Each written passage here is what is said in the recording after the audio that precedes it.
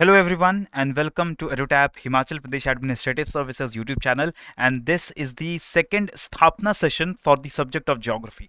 और आज के सेशन में दोस्तों हम लोग मेजर क्लाइमेटिक टाइप्स का जो अपना टॉपिक है इसको आगे कंटिन्यू करने जा रहे हैं and in this session we will be discussing temperate climate के टाइप्स को आज के सेशन में हम लोग डिस्कस करेंगे। इससे पहले लास्ट वीक जो हमारा सेशन हुआ था स्थापना का, वहां हमने ट्रॉपिकल क्लाइमेट्स को जो है उनको डिस्कस किया था और उनसे जुड़े कुछ एमसीक्यूज को सॉल्व किया था। अगर आपने वो वीडियो अभी तक नहीं देखी है तो मेरी रिक्वेस्ट है कि एक बार आप इसी वीडियो के नीचे जो प्लेलिस्ट है उसमें अगर जाएंगे तो आप देख सकते हैं उस वीडियो को भी, जहां पर हम ट्रॉपिकल क्लाइमेट्स यानी equatorial climate, monsoonal climate and tropical grassland savanna climate उसका हमने डिस्कशन आपके साथ किया था। ठीक है, तो उसको एक बार जरूर देख लीजिएगा और उसके बाद इस वीडियो को अगर आप देखेंगे तो ये कंटिन्यूएशन में पूरा जो मेजर क्लाइमेटिक टाइप्स का टॉपिक है वो आपका कंप्लीटली रिवाइज हो जाएगा। राइट, सो सेशन को स्टार्ट करने से पहले दोस्तों आप सभी लोगों से मेरी रिक्वेस्ट है कि अगर आपको हमारे चैनल के ऊपर जो वीडियोस हैं इनका कंटेंट आपको अगर पसंद आता है तो प्लीज हमारे चैनल को जरूर सब्सक्राइब करिए। और अगर आपको इस वीडियो के कंटेंट आपको पसंद आ रहा है, आप इस वीडियो से अपनी प्रिपरेशन में कोई मदद ले पा रहे हैं, तो इस वीडियो को भी लाइक करिए और शेयर करिए अपने दोस्तों एंड एस्पिरेंट्स के साथ, ताकि ज्यादा से ज्यादा लोग हमारे साथ यहां पर जुड़ सकें। Do not forget to join our Telegram channel. Edutap का टेलीग्राम चैनल जो है वहां पर आपको फ्री ऑफ कॉस्ट कंटेंट बहुत सारा अवेलेबल होता है डाउनलोड करने के लिए। जो हम सेशंस यहां पर आपके साथ ले रहे हैं, इन सेशंस के भी डाउनलोडेबल पीडीएफ आपको अवेलेबल होने वाले हैं इसी टेलीग्राम चैनल के ऊपर, जिसका लिंक भी नीचे दिए गए डिस्क्रिप्शन बॉक्स के अंदर अवेलेबल है। Right, so again do not forget to join our telegram channel and also to subscribe our YouTube channel as well as to like this particular video. Now let us start with this session. सबसे पहले दोस्तों हम लोग बात करने जा रहे हैं temperate steppe type of climate की। In the last session we discussed about the three climates, tropical equatorial, tropical monsoonal and tropical savanna. अब हम टेम्परेट क्लाइमेट्स की अगर लिस्ट में आते हैं तो सबसे पहले हम temperate steppe type of climate की हम लोग बात करेंगे, जिसको हम टेम्परेट कॉन्टिनेंटल क्लाइमेट भी नाम दे देते हैं, because this kind of climate is found in continental interiors in mid latitudes. Tropic of cancer और कैप्रिकॉर्न के नॉर्थ और साउथ रेस्पेक्टिवली जब भी हम जाते हैं, यानी कि 25 degree north and 25 degree south के भी फर्दर पोलवर्ड्स जाना पड़ेगा हमें, तब जाकर के हमें एरियाज मिलते हैं in the middle of the continents which are facing the steppe type of climate. Clear हो गया है? अगर इस मैप को आप देखेंगे तो आपको बहुत ज्यादा से यहां पे क्लैरिटी अवेलेबल होगी। नॉर्दर्न अमेरिका का मिडल पोर्शन, जिसको हम प्रेरीज ग्रासलैंड्स का नाम भी देते हैं, ठीक है, स्टेपी टाइप ऑफ क्लाइमेट हमें यहां देखने को मिलता है। इसी के साथ साउथ अमेरिका में जब हम जाते हैं तो यहां पर हमारे पैटागोनिया के ग्रासलैंड्स देखने को मिलते हैं। ठीक है, इनको पाम्पास का नाम भी दिया जाता है। राइट, इन दी एशियन कॉन्टिनेंट, एशिया और यूरोप में ब्लैक सी के कोस्ट से लेकर के पैसिफिक सी के कोस्ट तक, ये जो पूरा हमारा सेंट्रल एशिया का रीजन है, यहां पर हमें स्टेपीज ग्रासलैंड्स देखने को मिलते हैं। Right, and in Australia we get to see the downs grassland. इस क्लाइमेट की खास बात क्या है? जैसे हमने इक्वेटोरियल, मॉनसून और सवाना क्लाइमेट में देखा था कि कुछ खास बातें होती हैं जो एक क्लाइमेटिक टाइप को दूसरे से अलग करती है। तो स्टेपी टाइप ऑफ क्लाइमेट में खास बात क्या है? सबसे पहले ये क्लाइमेट बनता है because of the effect of continentality. Continentality यानी कि किसी भी मेजर वाटर बॉडी, सी या ओशन से बहुत ज्यादा दूर होने की वजह से क्लाइमेट ऐसा बन रहा है। ठीक है, इस क्लाइमेट की खास बात क्या है, कौन सी चीजें इसको डिफाइन करती हैं? तो सबसे पहले आपको पता होना चाहिए कि लेस रेनफॉल यहां पर आपको देखने को मिलती है as compare to savanna climate. Savanna climate यानी ट्रॉपिकल ग्रासलैंड क्लाइमेट में भी हमें जो मेजर वेजिटेशन टाइप दिख रही थी वो ग्रासलैंड टाइप वेजिटेशन थी। और उस क्लाइमेट को डिफाइन हमने किस तरीके से किया था, दैट इन सवाना क्लाइमेट हमें डिस्टिंक्ट सीजन देखने को मिलते हैं, हमें एक ड्राई और एक वेट सीजन अलग अलग देखने को मिलता है। और इसी के साथ वो ट्रॉपिकल लैटिट्यूड्स में होने की वजह से टेम्परेचर हमें ज्यादा देखने को मिलते थे सवाना ग्रासलैंड में। लेकिन टेम्परेट स्टेपी टाइप क्लाइमेट में, जिसको हम टेम्परेट ग्रासलैंड क्लाइमेट भी बोलते हैं, ठीक है, इस क्लाइमेट के अंदर भी हमें रेनफॉल मिलती है, लेकिन it is lesser as compare to savanna climate. क्योंकि अब हम टेम्परेट लैटिट्यूड्स में चले गए हैं तो थोड़ी सी रेनफॉल जो है वो यहां पर हमें कम देखने को मिलेगी ट्रॉपिकल लैटिट्यूड्स के मामले में। ठीक है, रेनफॉल यहां कम है and temperatures are also less. Temperature जो सवाना क्लाइमेट में थे वो एवरेज टेम्परेचर हमें याद होगा 24 से 25 से 27 डिग्री सेल्सियस के बीच में रहते थे। Between 24 to 27 degree Celsius was the average temperature. Summers में टेम्परेचर काफी बढ़ जाता था और विंटर्स में कम भी हो जाता था। लेकिन यहां पर अगर हम बात करें टेम्परेट ग्रासलैंड्स में तो temperature remains bit lower side पे टेम्परेचर रहता है। 20 डिग्री से 15 डिग्री के बीच में एनुअल आपका टेम्परेचर रहेगा और ये टेम्परेचर भी बहुत ज्यादा एक्सट्रीम टेम्परेचर रेंज शो करेगा। You will C very high temperature range, दिन के और रात के टेम्परेचर में बहुत ज्यादा डिफरेंस होगा, और इसी के साथ पूरे साल का जो सबसे गर्म और सबसे ठंडा टेम्परेचर रिकॉर्ड होगा उसमें भी बहुत ज्यादा डिफरेंस होगा। And this is because of effect of continentality, क्योंकि अगर आप किसी भी ओशन या वाटर बॉडी से दूर होते हैं तो वहां पर मॉडरेटिंग टेम्परेचर इफेक्ट आपको देखने को नहीं मिलता। अगर आप किसी वाटर बॉडी के पास हैं, कोस्टल एरियाज में रह रहे हैं, तो वहां पर डे और नाइट के टेम्परेचर में भी ज्यादा डिफरेंस नहीं होगा, और समर और विंटर्स के टेम्परेचर में भी ज्यादा डिफरेंस नहीं होता है, because of the maritime influence, right. और अगर आप बहुत ज्यादा कॉन्टिनेंट्स के बीच में चले गए तो वहां पर आपको extreme temperature ranges both diurnal यानी कि दिन और रात, and annual that is coldest and warmest month in the year, आपको बहुत ज्यादा टेम्परेचर डिफरेंस देखने को मिलेगा। ये चीज आपको ध्यान रखनी है, ठीक है। सो यहां पर इसलिए क्लाइमेट जो है वो थोड़ा सा एक्सट्रीम काइंड ऑफ क्लाइमेट हो जाता है, क्योंकि गर्मी के समय, समर्स के समय टेम्परेचर हाई भी बहुत ज्यादा हो सकता है, और विंटर्स में स्नोफॉल होती है, और विंटर्स में बहुत ज्यादा फ्रीजिंग टेम्परेचर्स भी हमें यहाँ पर देखने को मिलते हैं। इसी के साथ winters they are very cold with occasional snowfall. Rainfall जो है वो 25 टू 75 सेंटीमीटर के बीच में रहती है, बहुत ज्यादा रेनफॉल नहीं होती है, और पर ये रेनफॉल जो है वो यूनिफॉर्मली डिस्ट्रीब्यूटेड है, यानी कि पूरे साल आपको लगभग रेनफॉल देखने को मिलती है, थोड़ी थोड़ी ही रेनफॉल होती है, बहुत कम रेनफॉल होती है। स्टेपीज जो सदर्न हेमिस्फेयर में है वो ज्यादा मैरीटाइम इन्फ्लुएंस के कंट्रोल में रहते हैं। अगर आप देखें साउथ हेमिस्फेयर के अंदर पैम्पास ग्रासलैंड, चाहे वो साउथ अमेरिका के हो या ऑस्ट्रेलिया के ग्रासलैंड्स हो या न्यूजीलैंड के ग्रासलैंड्स हो, ये सभी ग्रासलैंड्स बहुत ज्यादा ओशंस के करीब हैं, और इसके कारण यहां पर जो क्लाइमेट है, यहां पर जो टेम्परेचर है वो थोड़ा सा नॉर्मल रहता है, वहां पर टेम्परेचर रेंज थोड़ी सी कम रहती है। तो अगर आपसे कोई क्वेश्चन पूछेगा कि steppe type of climate is shown in both northern and southern hemisphere, but temperature ranges are higher in the northern hemisphere as compare to the southern hemisphere, ठीक है। यानी कि टेम्परेचर में मैक्सिमम और मिनिमम में जो डिफरेंस है वो नॉर्थ में ज्यादा होगा, साउथ में कम होगा, क्योंकि नॉर्थ में हम ओशंस के काफी ज्यादा दूर चले जाते हैं, इंटीरियर में चले जाते हैं। लेकिन साउथ हेमिस्फेयर के अंदर, वहां पर आप देखोगे साउथ अमेरिका हो चाहे ऑस्ट्रेलिया हो, इतना डिस्टेंस ही नहीं है, इतना कॉन्टिनेंट चौड़ा ही नहीं है, इतना वाइड ही नहीं है कि हम ओशन से बहुत ज्यादा दूर जा सके, ठीक है। तो ये आपको इंपॉर्टेंट पॉइंट्स यहां पर याद रखने। इसके बाद आपको स्टेपी क्लाइमेट के बारे में पता होना चाहिए कि इस क्लाइमेट में ग्रासलैंड्स हमें देखने को मिलते हैं, ठीक है। ग्रासलैंड्स ग्रो करते हैं, और ये ग्रासलैंड्स वर्ल्ड के अलग अलग हिस्सों में अलग अलग नाम से जाने जाते हैं, जो नाम भी मैंने यहाँ आपके लिए लिस्ट कर दिए हैं। पुस्तास नाम से इसको हंगरी के अंदर जाना जाता है। अगर मैं हंगरी की बात करूं, Hungary is the country located somewhat around here, right. Black Sea के थोड़ा सा वेस्टर्न साइड पे आपका हंगरी लोकेटेड है, और वहां पर इसको पुस्तास नाम से जाना जाता है। प्रेरीज नाम नॉर्थ अमेरिका में, Pampas in Argentina, Uruguay in south America. Weld is the name of the grasslands in south Africa, northern side में Bush weld and southern side में high weld, right. Downs in Australia and Canterbury grasslands in New Zealand is the regional name for these grasslands. और ये जो grasslands हैं ये लगभग treeless grasslands होते हैं, राइट। सवाना ग्रासलैंड्स में याद करिए ट्रीज की नंबर बहुत कम था, शॉर्ट ट्रीज थे, और उनका नंबर ऑलरेडी बहुत कम था। क्यों कम था ट्रीज का number? Because of water scarcity. Same reason, water scarcity और कम तापमान होने की वजह से ट्रीज लगभग आपको देखने को नहीं मिलते हैं स्टेपी ग्रासलैंड में, और अगर ट्रीज होंगे भी तो बहुत ही कम या बहुत ही छोटे श्रब्स आपको देखने को मिलेंगे, ठीक है। इसी के बाद ग्रासेस की अगर बात करें तो ग्रासेस शॉर्ट होती हैं स्टेपी ग्रासलैंड्स में, और ज्यादा न्यूट्रिशियस होती हैं as compare to the savanna grassland. Savanna grasslands में जो ग्रासेस है वो ज्यादा बड़ी होंगी, ज्यादा लंबी होंगी, उतनी न्यूट्रिशियस नहीं होंगी।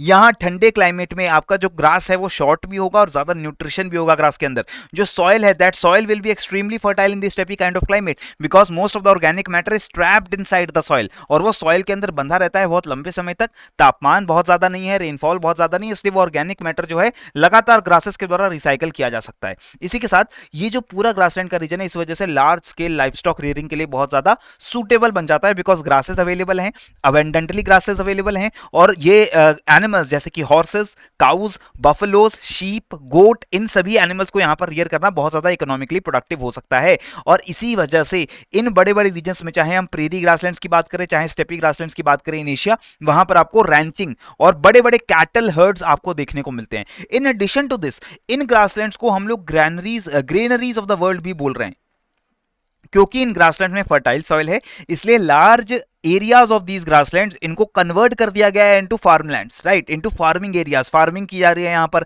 एक्सटेंसिव मैकेनाइज्ड कल्टीवेशन होता है, यानी कि मशीन्स को यूज करके, बहुत बड़े एरिया के ऊपर मशीन्स को यूज करके हम लोग फूड क्रॉप्स ग्रो करते हैं, जैसे कि मेज हो गया, कॉर्न हो गया, व्हीट हो गया, ठीक है, बार्ली एंड बाजरा हो गए, ये सारी क्रॉप्स जो है यहाँ पर ग्रो की जाती हैं।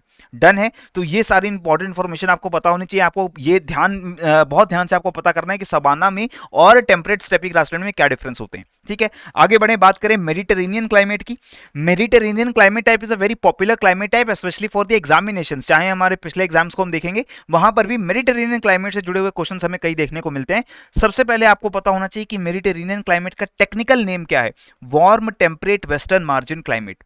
Warm temperate western margin climate, इस टेक्निकल नाम में ही सारे क्लूज जो हैं वो छुपे हुए हैं। वार्म टेम्परेट है, warm temperate, and there is another type known as cold temperate और कूल टेम्परेट। ठीक है, डिफरेंस क्या होता है वार्म टेम्परेट और कूल टेम्परेट में, तो आप ये समझ लीजिए, अगर मैं रफली देखूं तो this is your Tropic of Cancer. ठीक है, ये ट्रॉपिक ऑफ कैंसर है। ट्रॉपिक ऑफ कैंसर के जस्ट साउथ जितना रीजन है उसको तो हम बोलते हैं ये ट्रॉपिकल रीजन है, यानी कि ट्रॉपिक ऑफ कैंसर और ट्रॉपिक ऑफ कैप्रिकॉर्न के बीच में। ठीक है, ये ट्रॉपिकल रीजन है। Warm temperate region lies just above the, just polewards of the tropics, यानी कि ये जो हमारा पूरा रीजन आएगा इसको हम बोलेंगे warm tropical, warm temperate. Warm temperate से भी पोल्स की तरफ जाते हैं, तब आता है हमारा cool temperate. Cool temperate, warm temperate. ठीक है, इसके भी पोलवर्ड्स जाओगे तो ये हमारा क्लाइमेट होता है सब पोलर, और इसके भी ऊपर जाते हैं तो फिर तो ऑब्वियसली हमारा पोलर क्लाइमेट होगा। Same goes in the southern hemisphere. Southern hemisphere में भी अगर हम जाएंगे तो ये हमारा वार्म टेम्परेट है, फिर कूल टेम्परेट तो बहुत ही कम रह जाता है सदर्न हेमिस्फीयर में, और उसके बाद हमारा एंटार्क्टिकन पोलर क्लाइमेट जो है वो स्टार्ट होता है। ठीक है, तो ये टर्म आपको क्लियर होनी चाहिए। ये जो मेडिटेरेनियन क्लाइमेट है ये वार्म टेम्परेट रीजन में मिलेगा on the western side of the continents. ठीक है, तो ये हमारा वार्म टेम्परेट रीजन है। Western margin of the continents आपको क्लाइमेट मिलता है that is between 30 degrees and 45 degrees north and south of the equator. 30 से 45 degrees in the north and 30 to 45 degrees in the south on the western side of the continents. If you look at the map very carefully, you can identify कि कौन से regions की यहाँ पर बात हो रही है। सबसे जरूरी है ये region, मेडिटेरेनियन कोस्ट। अफ्रीका के और यूरोप के वेस्टर्न साइड में क्लाइमेट आपको दिख रहा है इन दी वार्म टेम्परेट जोन। सिमिलरली जब हम आते हैं साउथ अमेरिका में तो यहां पर भी आपका western side of the continent. ठीक है, नॉर्थ अमेरिका में जो हमारा पूरा कैलिफोर्निया कोस्ट है ऊपर हमारे वैंकूवर तक, ये जो पूरा रीजन है this is your Mediterranean climate. And Australia में भी जो हमारा साउथ वेस्टर्न ऑस्ट्रेलिया है, this entire reason is seeing this kind of Mediterranean climate. Right, तो ये हमारे मेजर मेडिटेरेनियन क्लाइमेटिक रीजन्स हैं। और इन रीजन्स की खास बात क्या है, इसमें यहाँ पे क्लाइमेट की खास बात क्या है, these areas they remain under the influence of westerlies in winters and trade winds in summers। यहां पर आपको शिफ्टिंग विंड बेल्ट्स देखने को मिलती हैं। आप सभी लोगों ने मुझे उम्मीद है कि वेस्टर्लीज, ट्रेड विंड्स और पोलर ईस्टर्लीज इन विंड्स के बारे में पढ़ा हुआ है। दीज आर परमानेंट विंड्स जो कि equatorial low pressure, sub tropical high pressure, सब पोलर लो प्रेशर, ये जो हमारी प्रेशर जोन्स होते हैं, इन प्रेशर जोन्स के बीच में ये विंड्स ब्लो करती रहती है। हमें पता है कि trade winds they blow like this. ठीक है, और इसी तरीके से वेस्टर्ली विंड्स जो हैं they blow towards the eastern direction like this.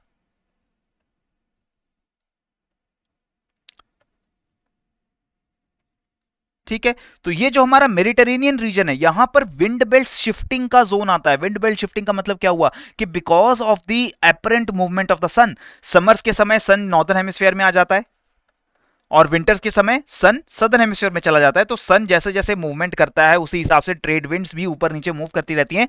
जब समर्स आते हैं नॉर्दर्न हेमिस्फीयर में, यानी इंडिया के अंदर समर है, मेडिटेरेनियन यूरोप में समर है, तब क्या होगा, these trade winds they become much more northward. ये ट्रेड विंड्स और ज्यादा नॉर्थ की तरफ आ जाती हैं। ठीक है, और जब विंटर्स होंगे तो ये ट्रेड विंड साउथ की तरफ चली जाती हैं। तो होने क्या जा रहा है यहां पर, अगर आप इसको इमेजिन कर पा रहे हैं,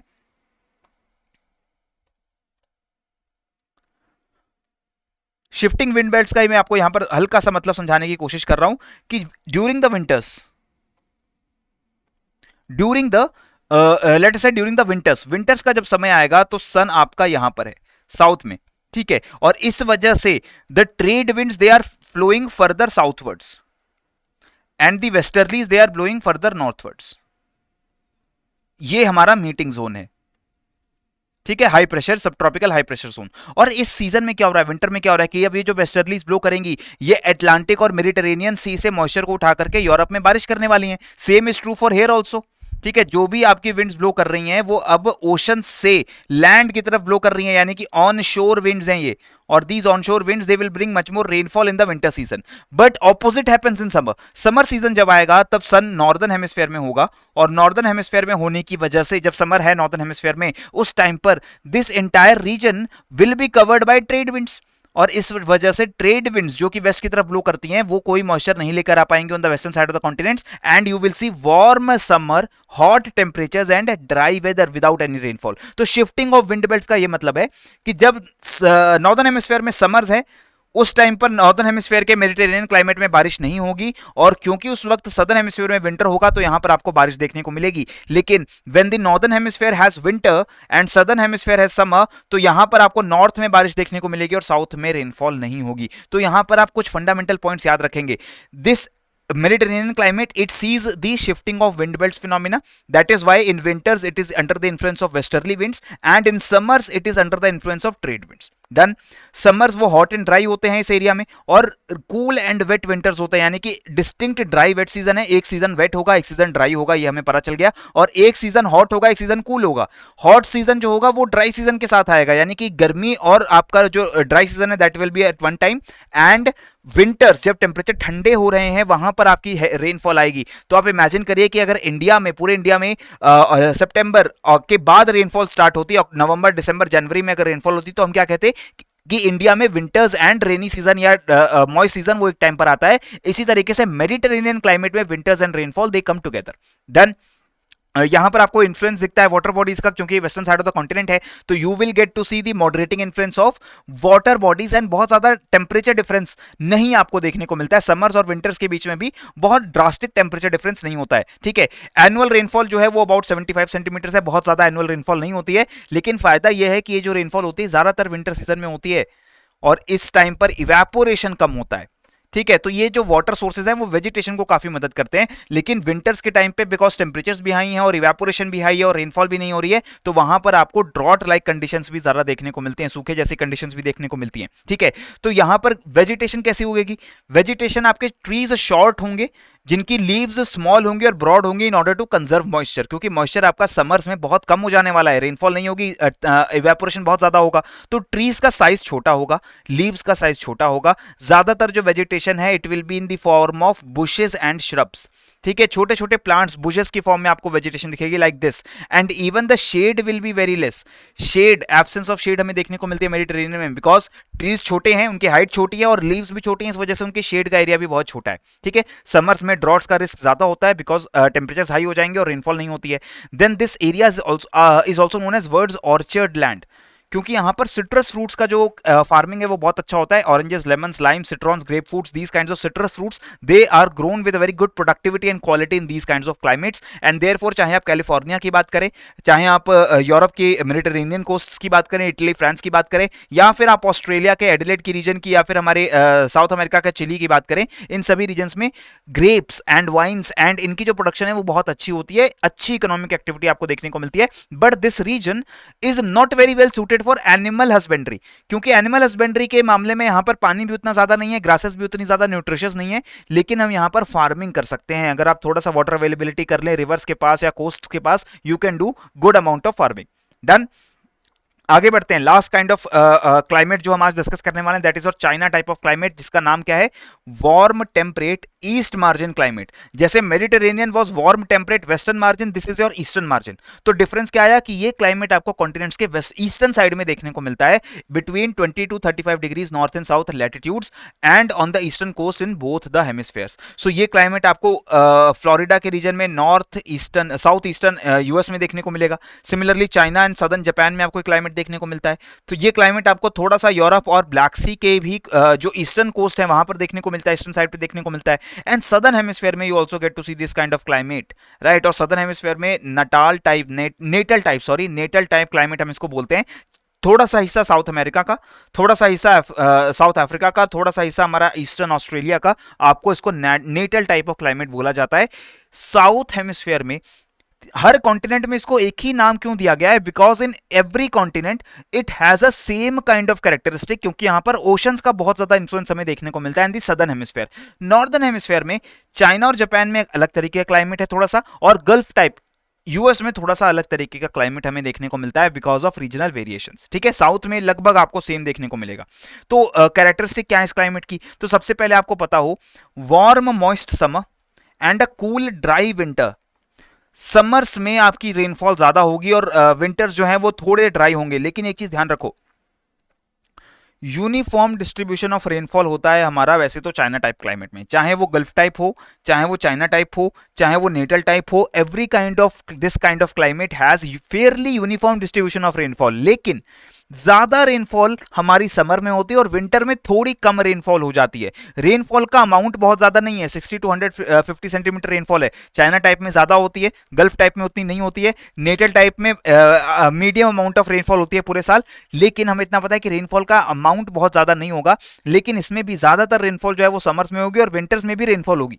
विंटर्स में भी रेनफॉल होगी लेकिन कम होगी, ठीक है, थोड़ी कम होगी as compare to summers. That is why एक चीज याद रखो, Natal type of climate south में हमने एक ही नाम क्यों दिया है, बिकॉज साउथ में चाहे समर्स हो चाहे विंटर्स हो, South America, South Africa, South Australia, summers और winters, the rainfall amount will not very much. But in northern hemisphere if we talk about China type climate, it will have a greater difference between rainfall in winters and summers. यानी कि China की अगर हम बात करेंगे तो summers में और विंटर्स में जो रेनफॉल हो रही है उसमें ज्यादा डिफरेंस होगा। समर्स में ज्यादा अच्छी रेनफॉल होगी, विंटर में थोड़ी कम रेनफॉल होगी। लेकिन गल्फ टाइप की बात करेंगे तो यहां पर भी वो डिफरेंस उतना ज्यादा नहीं है। The rainfall during summers will not be that much as compare to the winters. इस वजह से हमने नॉर्दर्न हेमिस्फीयर में इसको गल्फ टाइप नाम दे दिया, इसको चाइना टाइप नाम दे दिया, लेकिन साउथ में सारा नाम सेम है, नेटल नेटल नेटल, ठीक है। तो एक बार दोबारा से रिवाइज करते हैं, इस टाइप ऑफ क्लाइमेट में समर्स जो हैं वो वार्म होंगे बट मॉइस्ट होंगे, ठीक है, अच्छी खासी रेनफॉल होगी।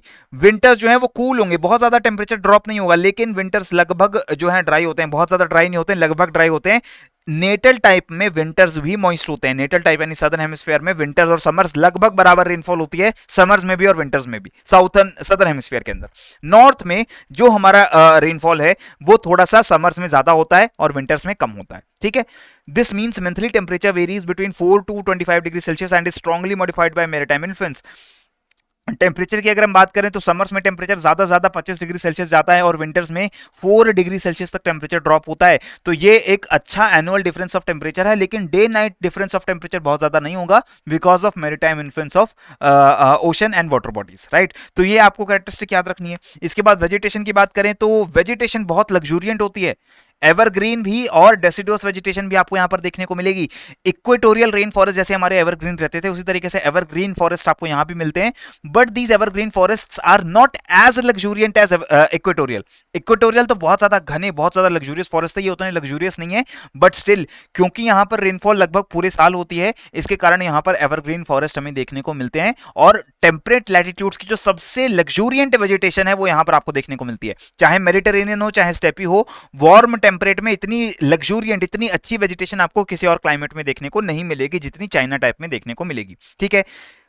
इकोनॉमी कैसी है, मोस्ट प्रोडक्टिव पार्ट है ये हमारे मिडिल लैटिट्यूड्स का। यहाँ पर एग्रीकल्चर की बात करें तो बहुत सारी फर्टाइल एरियाज यहाँ पर मौजूद हैं, corn on cotton, fruit and tobacco की बहुत अच्छी फार्मिंग होती है। इसी के साथ rice, tea and mulberries they are extensively planted in monsoonal China, right. इसको टेम्परेट मॉनसूनल क्लाइमेट भी कहते हैं चाइना टाइप को। चाइना टाइप मतलब आप देखिए, ध्यान से समझिए इस चीज को, ये जो चाइना टाइप वाला क्लाइमेट है इसको हम मॉनसूनल भी बोलते हैं,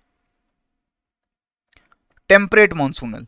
हालांकि ये टेक्निकली मॉनसूनल नहीं है, लेकिन टेम्परेट मॉनसूनल इसलिए कहा जा रहा है इसको क्योंकि यहां पर समर्स में अच्छी रेनफॉल होती है और विंटर्स में रेनफॉल थोड़ी कम हो जाती है और ये डिफरेंस ज्यादा है। गल्फ टाइप क्लाइमेट को नहीं बोलते हैं मॉनसूनल, क्यों नहीं बोलते, क्योंकि यहां पर समर्स में रेनफॉल होती है लेकिन विंटर्स में वो उतनी ज्यादा कम नहीं होती, विंटर्स में भी थोड़ी बहुत उतनी रेनफॉल होती है, ठीक है। तो ये समझना होगा, ये पूरी क्लाइमेटिक टाइप का एक्यूरेट नाम क्या है, वार्म टेम्परेट ईस्ट मार्जिन। तो वार्म टेम्परेट ईस्ट मार्जिन के डिफरेंट टाइप्स हैं, China type, Gulf type, Natal type. इसमें चाइना टाइप जो है इसको ही हम ज्यादा डोमिनेंट मानते हैं और इसीलिए हम बोल देते हैं इस पूरे क्लाइमेट को कई बार चाइना टाइप। तो कभी भी कंफ्यूज नहीं होना है, क्लाइमेट का असली नाम है warm temperate eastern margin.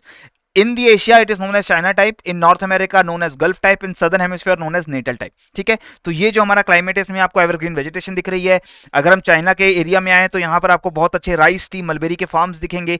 Natal में यानी सदर्न हेमिस्फीयर में केन शुगर, कॉफी और मेज साउथ अमेरिका में, और न्यू साउथ वेल्स यानी ऑस्ट्रेलिया और विक्टोरिया में आपको एनिमल हस्बेंड्री देखने को मिलती है. So this region has a very moderate kind of temperature and rainfall distribution. That is why it is economically one of the most productive and also one of the most densely populated regions in the world. ठीक है.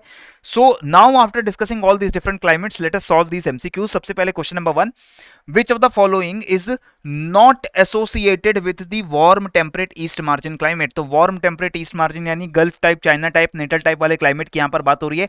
Options पढ़ते हैं, इसमें से कौन सा यहां पर गलत है. Offshore trade winds, option A. Option B, fairly uniform distribution of rainfall throughout the year.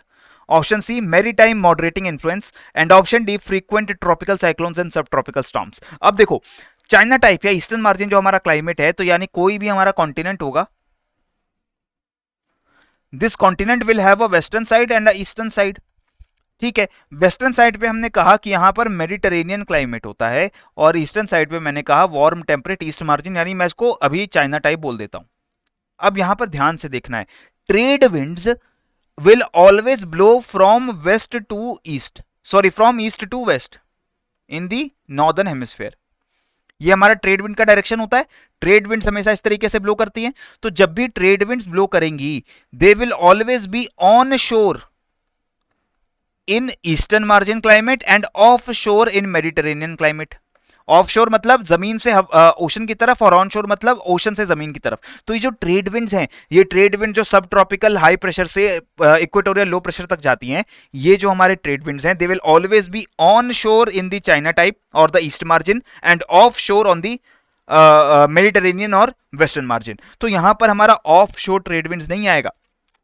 Correct answer is offshore trade winds. This is not associated with warm temperate east margin but warm temperate west margin type, that is Mediterranean type climate. और एक चीज यहां पर और ध्यान रखो, Fairlie uniform distribution of rainfall है. मैंने आपको बताया है कि साउथ हेमिस्फीयर में तो लगभग बराबर रेनफॉल होता है समर्स में और विंटर्स में भी, और नॉर्दर्न हेमिस्फीयर में भी बहुत ज्यादा डिफरेंस नहीं होता है between summer and winter rainfall. Similarly moderating influence है, टेम्परेचर्स में बहुत ज्यादा हाई रेंजेस नहीं है बिकॉज आप ओशंस के काफी पास लोकेटेड हैं. And finally frequent tropical cyclones and subtropical storms are seen in this kind of climate. चाहे वो चाइना हो, चाहे वो गल्फ हो, राइट चाहे वो हम इस क्लाइमेट की बात करें, चाहे हम गल्फ टाइप की बात करें, चाहे हम सदर्न हेमिस्फीयर की बात करें, this entire region is prone of tropical cyclones and typhoons, right जिनको हम हरिकेन बोलते हैं, साइक्लोन्स बोलते हैं. उसके लिए भी ये क्लाइमेट एरिया जो है बहुत ज्यादा पॉपुलर है. Right, so correct answer of this question is option A.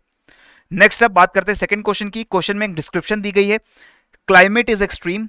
Extreme climate का मतलब क्या है? वार्म एंड कोल्ड, या तो बहुत ज्यादा गर्म या तो बहुत ज्यादा ठंडा, या फिर टेम्परेचर रेंजेस इतने ज्यादा हैं कि वो एक ही दिन में बहुत गर्म और बहुत ठंडा टेम्परेचर आपको दोनों देखने को मिल जाते हैं. So this kind of climate is there. Rainfall बहुत कम है, स्कैंटी रेनफॉल है, very less, not only less rainfall but scanty rainfall, very less rainfall. And the people they used to be nomadic herders. जो लोग थे वो पहले जो ट्रेडिशनल कम्युनिटीज थी वो nomadic herders थे, वो एक जगह रुकते नहीं थे, वो एक से दूसरी जगह ट्रैवल करते रहते थे, nomadic थे और herders थे, यानी they had animals, buffaloes, cows, goat, sheep, horses etcetera, उनके बहुत सारे एनिमल्स थे, इनको लेकर के लोग एक जगह से दूसरी जगह मूव करते थे. किस तरीके का क्लाइमेट यहां पर डिस्क्राइब हो रहा है? Look at the options, African savanna, central Asian steppe, North American prairie and Siberian tundra. Right, African savanna यानी ट्रॉपिकल सवाना ग्रासलैंड की बात हो रही है. Here the rainfall is not scanty, rainfall is less but not scanty. Rainfall scanty नहीं होती है. और इसी के साथ यहां पर आपको हर्डर्स जो है नोमैडिक हर्डिंग, वो उतनी ज्यादा पॉपुलर एक्टिविटी नहीं है. क्लाइमेट भी बहुत ज्यादा एक्सट्रीम मैं नहीं कहूंगा अफ्रीकन सवाना में. Yes, climate can be harsh but it is not very extreme and rainfall is not at all scanty. ठीक है. फिर बात आती है साइबेरियन टुंड्रा की. साइबेरियन टुंड्रा में तो जी आपका क्लाइमेट बहुत ज्यादा एक्सट्रीम है, बिल्कुल सही बात है. Tundra climate is very cold and the temperatures they are very freezing. Rainfall बहुत ही स्कैंटी है, रेनफॉल लगभग ना के बराबर होती है, अगर होता भी है तो स्नोफॉल होता है, रेनफॉल बिल्कुल नहीं होता है. लेकिन यहाँ जो लोग हैं वो नोमैडिक हर्डिंग नहीं करते हैं, एनिमल्स भी इतने ज्यादा यहाँ पर सर्वाइव नहीं कर पाएंगे. बफलो, गोट, शीप लेकर आप यहाँ नहीं रह पाएंगे, यहाँ पर आपको हंटिंग करनी पड़ेगी, क्योंकि यहाँ पे इतना ठंडा क्लाइमेट है that you will have to hunt different animals, you will not be able to breed animals. Right, so Siberian tundra आपका आंसर नहीं बनेगा, अफ्रीकन सवाना आपका आंसर नहीं बनेगा. आपका आंसर या तो सेंट्रल एशिया का स्टेपी है या नॉर्थ अमेरिका का प्रेरी है. दोनों केसेस में क्लाइमेट हमें एक्सट्रीम देखने को मिल जाता है. This is very well done. Rainfall की अगर मैं बात करूं तो सेंट्रल एशिया स्टेपी में ज्यादा कम रेनफॉल होती है as compare to prairie, because central Asia steppe is much farther away from oceans. बहुत बड़े रीजन तक आपको ओशन देखने को नहीं मिला है, तो बहुत ज्यादा ड्राई क्लाइमेट है सेंट्रल एशियन सेंट्रलेशन स्टेपी में, and therefore this option B seems to be a better option, क्योंकि ये रेनफॉल वाली कंडीशन को पूरा करता है। अगर मैं नोमैडिक हर्डिंग की बात करूं तो people they used to be nomadic herders in the central Asian as well as North American prairie, right. So correct answer for this question has to be central Asian steppe, क्योंकि तीनों conditions यहां पर बिल्कुल correctly meet होती हैं। और rainfall भी scanty अगर हम बात करेंगे तो नॉर्थ अमेरिकन प्रेरी में ज्यादा रेनफॉल होगी as compare to central Asian steppe, क्योंकि सेंट्रल एशिया का जो रीजन है वो बहुत ज्यादा दूर है किसी भी ओशन से, ठीक है। आगे बढ़ते हैं, थर्ड क्वेश्चन की बात करते हैं। Third question has given us two statements and the correct statement आपको आइडेंटिफाई करनी है। Statement 1 says in equatorial regions year is divided into 4 main seasons. Second statement says Mediterranean region summer months receive more rain. बहुत easily आप answer कर सकते हो, हमें पता है इक्वेटोरियल रीजन्स के अंदर कोई भी सीजन नहीं होता है, पूरे साल 12 महीने एक ही सीजन होता है। 4 मेन सीजन हमें नहीं देखने को मिलते हैं इक्वेटोरियल रीजन्स में, ये मैंने लास्ट सेशन में आपको बताया था। So this statement is wrong. Similarly Mediterranean में summer months receive less rainfall, winter months receive more rainfall, almost all of the rainfall is happening in the winter months and very less, almost negligible rainfall in the summer months. That is why both the statements are यहां पर both the statements are incorrect. So correct answer हमारा बनेगा option D, neither 1 and 2, क्योंकि दोनों statement यहां पर गलत हैं, रॉन्ग हैं, ठीक है। फोर्थ क्वेश्चन को देखते हैं। Which of the following regions do not exhibit the monsoon type of climate, ठीक है। Which of the following regions, आपको ये स्टेटमेंट गलत है, which of the following statements आपको बताना था, which of the following statements are correct, which of the following statements are correct. So if we look at the statements, statement 1 says in China type climate rainfall occurs throughout the year. China type climate में लगभग जो rainfall है पूरे साल होती है। And option second statement से tropical highlands exhibit vertical zonation of different climates, कि ट्रॉपिकल एरियाज में जो हाईलैंड्स हैं वो एरियाज जिनका ऑल्टीट्यूड वेरी करता है वहां पर हमें वर्टिकल जोनेशन ऑफ क्लाइमेट देखने को मिलते हैं, यानी कि जैसे जैसे आप हाइट इंक्रीज करते हैं क्लाइमेट में डिफरेंस है। And this is very well done. Tropical highland यानी कि ट्रॉपिकली हाई एरिया, यहां पर हम हिमालयस का एग्जांपल ले सकते हैं। ट्रॉपिकली हाईलैंड एरियाज हैं, हिमालयस भी ट्रॉपिकल लैटिट्यूड्स में हैं और हाईलैंड्स हैं क्योंकि उनका ऑल्टीट्यूड बहुत ज्यादा वेरी करता है। और यहां पर हम हिमालयस में देख सकते हैं कि लोअर ऑल्टीट्यूड पे आपको ट्रॉपिकल क्लाइमेट देखने को मिलता है। थोड़ा सा और हाइट पे जाएं, टेम्परेचर रेनफॉल कम हो जाएगा, टेम्परेट क्लाइमेट। और हाइट्स पे जाएं, अबव 5000 मीटर अगर हम चल जाते हैं तो पोलर काइंड ऑफ क्लाइमेट, बिल्कुल ही कम वेजिटेशन और स्नो से पूरे साल ढका हुआ पिक्स हमें देखने को मिलेगा। सो वर्टिकल क्लाइमेट्स की जोनेशन हमें देखने को मिलती है ट्रॉपिकल हाईलैंड्स में। Both the statements are right here. Monsoon जो आपका रेनफॉल है वो लगभग पूरे साल होता है चाइना टाइप क्लाइमेट में भी, और ट्रॉपिकल हाईलैंड्स में वर्टिकल जोनेशन भी हमें देखने को मिलता है, right. Now the last question of the day, and this question is giving us 3 statements and we have to identify the correct statements out of the 3. Statement 1 says grasses are taller and more nutritious in temperate steppes than in tropical grasslands. Second statement says Mediterranean region is famously known as orchard land. And option 3 says China type climate is not found in the southern hemisphere. Now this question can be very well answered by all of you. ठीक है, तो इस question का answer आप लोग जानते ही हैं, grasses are more nutritious but shorter in the temperate steppes than the tropical grasslands. So statement 1 should not be correct. China type climate is not found in the southern hemisphere. This is wrong. It is found in southern hemisphere. तभी तो हमने उसको natal type of climate बोला है, right? So correct answer of this question has to be option B. Only the second statement is correct. Orchard land नाम से भी हम मेडिटेरेनियन क्लाइमेट को जानते हैं क्योंकि यहाँ पर सिट्रस फ्रूट्स की बहुत अच्छी प्रोडक्शन होती है, right? So friends, this is all for today's Sthapna, where we talked about the temperate climates, especially warm temperate climates of Mediterranean steppe and your China type climate, that is eastern margin climate. और इसी के साथ आप मुझे दीजिए यहाँ पर इजाजत, और अगले वीक मैं आपके साथ जो ज्योग्राफी का सेशन लाने वाला हूँ वहाँ मैं आपके साथ कूल टेम्परेट यानी कि Laurentian, British type and Siberian type of climate का डिस्कशन करूंगा। तब तक के लिए keep on learning, keep on growing. जय हिंद एंड जय भारत।